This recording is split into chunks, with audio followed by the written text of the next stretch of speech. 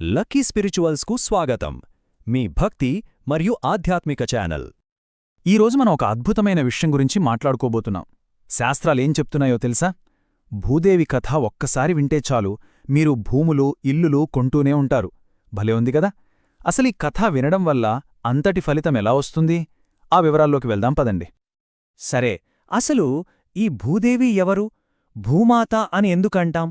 ఆమె శక్తి ఏంటి? ముందుగా మనం పూజించే ఆ తల్లి గురించి కొంచెం అర్థం చేసుకుందాం.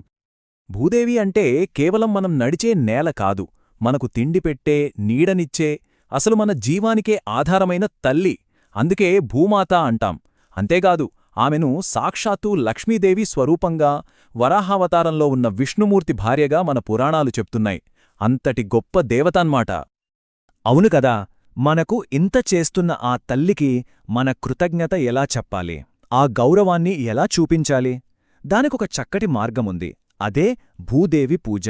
ఇది ఏదో మొక్కుబడిగా చేసే పూజ కాదు. మనస్ఫూర్తిగా మన ప్రేమని, మన కృతజ్ఞతని తెలియజేసే ఒక పవిత్రమైన పద్ధతి. మరి ఈ పూజ ఎప్పుడెప్పుడు చేస్తే మంచిది? ముఖ్యంగా భూమికి సంబంధించిన ఏ పని మొదలుపెట్టినా సరే ఈ పూజ చేయడం చాలా అవసరం. ఉదాహరణకి, మీరు కొత్త ఇల్లు కడుతున్నారా? లేదా కొత్తగా ఏదైనా వ్యాపారం పెడుతున్నారా? పొలం పనులు మొదలు పెడుతున్నారా? భూములు కొన్నా, అమ్మినా. ఇలాంటి సందర్భాల్లో, ఇంకా శుక్రవారం, అమావాస్య, పౌర్ణమి లాంటి మంచి రోజుల్లో కూడా ఈ పూజ చేసుకోవచ్చు. సరే, ఇంతకీ ఈ పూజను ఎలా చేయాలి? చాలా సులభంగా మన ఇంట్లోనే మన భక్తిని ఎలా వ్యక్తపరచవచ్చో ఇప్పుడు స్టెప్ బై స్టెప్ చూద్దాం. అయ్యో, పూజంటే చాలా సామాగ్రి కావాలేమో అని భయపడక్కర్లేదు. దీనికి కావలసినవన్నీ మనకు అందుబాటులో ఉండేవే. చూడండి, ఒక చిన్న కుండలో కొంచెం శుభ్రమైన మట్టి, పసుపు, కుంకుమ, పువ్వులు, అక్షతలు, దీపం, ధూపం, కొబ్బరికాయ, పంచామృతం. ఇక నైవేద్యం కోసం బెల్లంతో చేసిన అన్నంగాని, పండ్లుగాని సరిపోతాయి. ఇక్కడ ముఖ్యమైనది మన భక్తి, మనసు. ఇక పూజా విధానం విషయానికొస్తే చాలా సింపుల్. ముందుగా పూజ చేసే చోటుని శుభ్రం చేసుకోండి. ఆ తర్వాత మనం తెచ్చుకున్న పవిత్రమైన మట్టిని కుండలో పెట్టండి.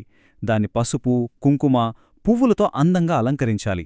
ఇప్పుడు దీపం వెలిగించి ఒక్క క్షణం భూదేవిని మనస్సులో తలుచుకోండి. ఆ తర్వాత పవిత్ర మంత్రాన్ని ఒక 11 లేక 21 సార్లు జపించాలి. చివరగా నైవేద్యం సమర్పించి తెలిసి తెలియక ఏమైనా తప్పులు చేసి ఉంటే క్షమించమని వేడుకోవాలి. అంతే. ఆ పవిత్ర మంత్రమిదే.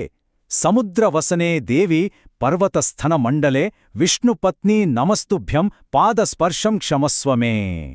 ఎంత అద్భుతమైన అర్థముందో చూడండి. సముద్రాలనే వస్త్రాలుగా, పర్వతాలనే స్థనాలుగా ధరించిన ఓ విష్ణుపత్నీ, భూదేవి నీకు నమస్కారం. రోజూ నా కాళ్లతో నిన్ను తొక్కుతున్నాను, దయచేసి ఆ తప్పుని క్షమించు తల్లీ అని మనం వేడుకుంటున్నామన్నమాట. సరే, పూజెలా చేయాలో తెలుసుకున్నాం. కాని ఈ పూజకు అంత శక్తి ఎందుకొచ్చింది? దీని వెనుక ఉన్న కథ ఏంటి? వింటే ఆశ్చర్యపోయే ఒక అద్భుతమైన కథ ఉంది. దానశీలి అయిన ఒక అవ్వ కథ. విందామరండి. ఒకానొకప్పుడు ఒక అవ్వ ఉండేది. ఆమె ఎంత దయగలదంటే ఎవ్వరొచ్చి ఏమడిగినా కాదనేది కాదు.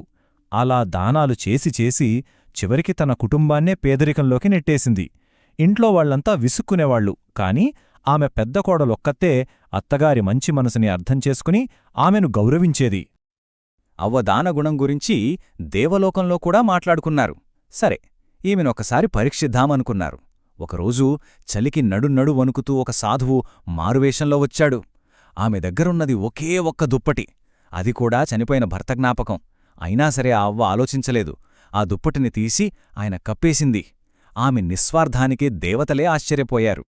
కొన్నాళ్లకు ఆ అవ్వ చనిపోయింది. పుణ్యాత్మురాలు కాబట్టి నేరుగా యమలోకానికి తీసుకెళ్లారు.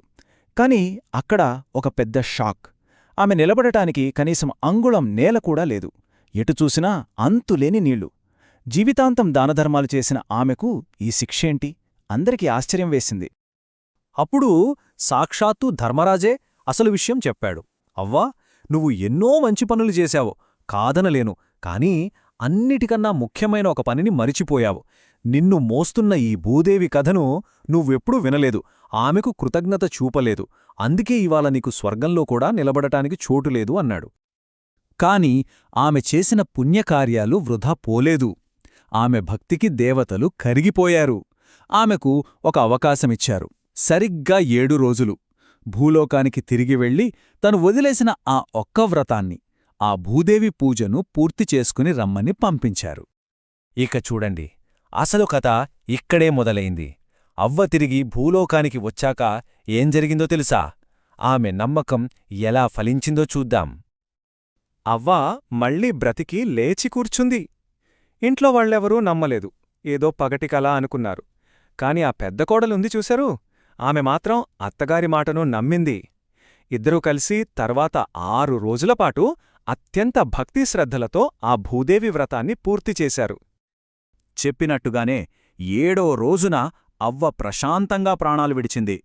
కాని మరుసటి రోజు ఉదయం ఆ ఇంట్లో వాళ్లు నిద్రలేచి చూస్తే కళ్ళు చెదిరిపోయే అద్భుతం!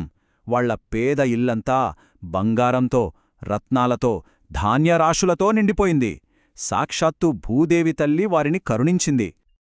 ఇక్కడింకో విచిత్రమేంటంటే, ఆ సంపదలన్నీ వ్రతంలో సహాయం చేసిన ఆ పెద్ద కోడలి గదిలోనే ఎక్కువగా కనిపించాయట. అత్తగారిని ఎగతాళి చేసిన చిన్న కోడలి గది మాత్రం ఖాళీగానే ఉంది. అంటే నమ్మకం, భక్తి ఎక్కడుంటే ఆశీస్సులు అక్కడికే వస్తాయని ఈ కథ మనకు స్పష్టంగా చెప్తుంది. చూశారుగా, ఈ కథ మనకు ఏం నేర్పిస్తోంది? భూదేవి పూజ చేస్తే కేవలం భూములు, ఇల్లు కొనడమే కాదు, ఇంట్లో ప్రశాంతత, ఆర్థికంగా అభివృద్ధి ఇలా అన్నీ సమకూరుతాయన్నమాట. సరే, కథ బాగుంది. కాని ఈ కథ వెనుకున్న అసలైన సందేశమేంటి? మనం గుర్తుపట్టుకోవాల్సిన ఆ చివరి మాట ఏంటి? అవ్వకథ మనకు చెప్పేది ఒక్కటే: మనమెన్ని పూజలు చేసినా, ఎన్ని పుణ్యకార్యాలు చేసినా, మనల్ని కంటికి రెప్పలా కాపాడుతున్న ఈ భూమాతకు కృతజ్ఞత చెప్పకపోతే మన భక్తి పరిపూర్ణం కాదు. అదే అసలైన సత్యం. ఒక్కసారి ఆలోచించండి. మనల్ని నిలబెడుతున్న ఈ నేలతల్లికి మనం ఏ విధంగా కృతజ్ఞత చూపిస్తున్నాం? మనం ఏం చెయ్యగలం? ఇలాంటి మరెన్నో ఆసక్తికరమైన ఆధ్యాత్మిక కథలు, విషయాల కోసం మా ఛానల్ లక్కీ స్పిరిచువల్స్ను తప్పకుండా లైక్ చేయండి, మీ స్నేహితులతో షేర్ చేయండి, ఇంకా సబ్స్క్రైబ్ చేసుకోవడం మర్చిపోకండి.